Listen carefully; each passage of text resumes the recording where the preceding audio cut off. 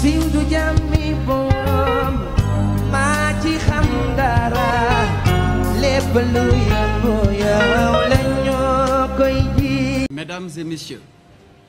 depuis quelques jours, l'actualité nationale est marquée par un contentieux judiciaire qui implique 2 citoyens sénégalais, une jeune dame de 20 ans et un député dirigeant un parti politique. Dans le déroulement de la procédure judiciaire relative à un viol, la personne incriminée a manifesté d'une part son refus public et ostentatoire à répondre devant la justice. Il a d'autre part, par des messages répétés, lancé des appels à la violence, à l'insurrection et à l'affaiblissement de l'autorité de l'État. Ces actes de provocation sans précédent et sans commune mesure ont provoqué, avec le soutien de forces occultes identifiées, des manifestations violentes dans plusieurs quartiers de la capitale et dans d'autres localités du pays. Il convient de relever,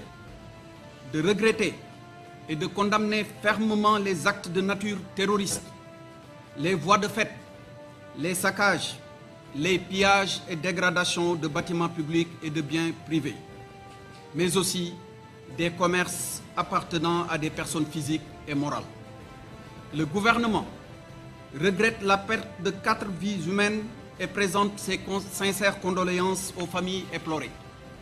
Je rappelle que nous sommes en état de catastrophe sanitaire avec un couvre-feu toujours en vigueur et des restrictions sur les rassemblements et déplacements conformément au décret portant renouvellement de l'état de catastrophe sanitaire dans les régions de Dakar et de Thiès. Malgré tout,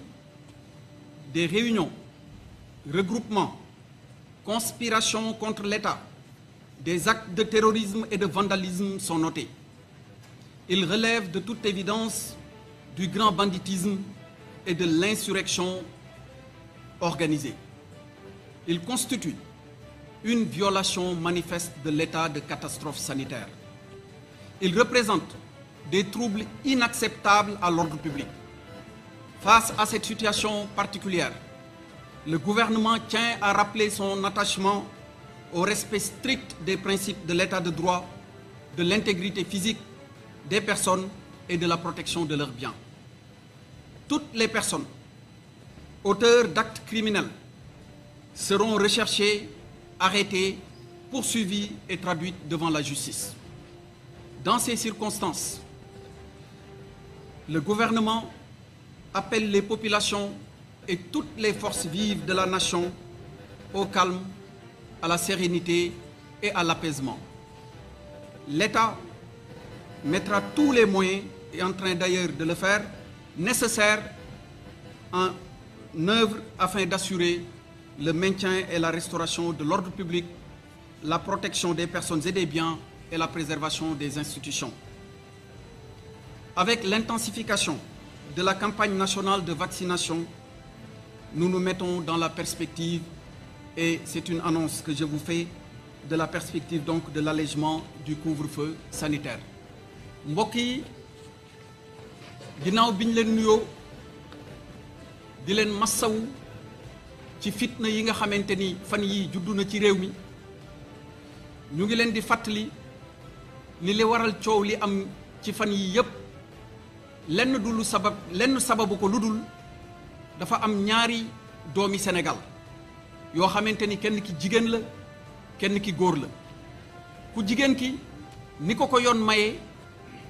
mooy dafa jàpp ni dafa am tooñ gu tegu ci kawam mu tuumal beneen doomu Sénégal li nga xamante ni mooy viol doomu Sénégal boobu tamit am na àq ak yelleef yoo xamante ni yoon daf ko may mu doon ñaari doomu Sénégal yoo xamante ni mbir dox na seen diggante ci yoon loolu nag bi mu tàmbalee ak léegi ñu am ci ak seetlu gi ci jiitu mooy ki nga xamante ni dañ ko topp tuumal ko mu am li ma ko fàttalee léegi àq ak yelleef yoo xamante ni yoon moo ko war lool mu wax ni du wuy ji loolu yamul ci loolu mu teg ci ni lii nga xamante ni mooy wàllu état ak ni nga xamante ni moom la banqaasoo mu ne amul lenn loo xamante ni daal warmal na ko ci. gis ngeen ci kaddu yu bëri li nga xam ne mooy kennu état nga xamante ni buñ ko seetloo ci pencu ndaw réew yi fa ñuy wootee loi yi ci ëttu attekaay yi fa ñuy attee ak ci gouvernement bi fi nga xamante ni fa la ñuy dogalee li nga xamante ni moo soqeekoo ci ëttu ndaw réew mi amul lenn loo xamante ni worma juddu na ci. lii nag doon loo xamante ni lu bees la suñu réew waaye ku ne xam na ni nguur di doxee dina am ay xibaar ak ay xeetu renseignement yoo xamante ni xañ na ñeneen ñi duñ ci jot. ñu gis te yéen ñëpp seetlu ngeen ko fan yii ñu weesu démb moo ci mujj gis ngeen ñu yor ay fital di song bérébu liggéeyukaayu jàmbur. gis ci yeneen yoo xamante ni tamit yàq nañ seen alal ñu doon ay nit yuy dundee seen ñaq te ku ne xam na ni seen yoon nekkul ci lii nga xamante ni moo xew. ku yor sa magasin wala nga yor sa boutique tëj ko nit ñëw dajji ko jël la fa nekk te ngay dundee sa ñaq te kenn xamul ñaata at ak ñaata weer nga dajale ngir yegg foofu am na tooñ bu rëy boo xamante ni tooñ nañ la ko. ba loolu waral na gouvernement bi mi ngi ñaawlu lii nga xamante ni dal na ñooñu di leen massawu te wax leen ni réew moom saa su ne même bu fekkente ni am na xew-xew bu ñu xaarul woon ci ñenn ñi du tee taxawaay bi nga xamante ni am na ci yëpp dinañ ko taxaw ba mu mat sëkk. ñi ngi massawu di jaale ñi nga xamante ni ñàkk nañ seen bakken ci xew-xew yi nga xamante ni am na ci fan yi foofu dama fay wax ni maa ngi woo askan wi di woo ndaw ñi nga xamante ni ñooy yaakaaru ëllëg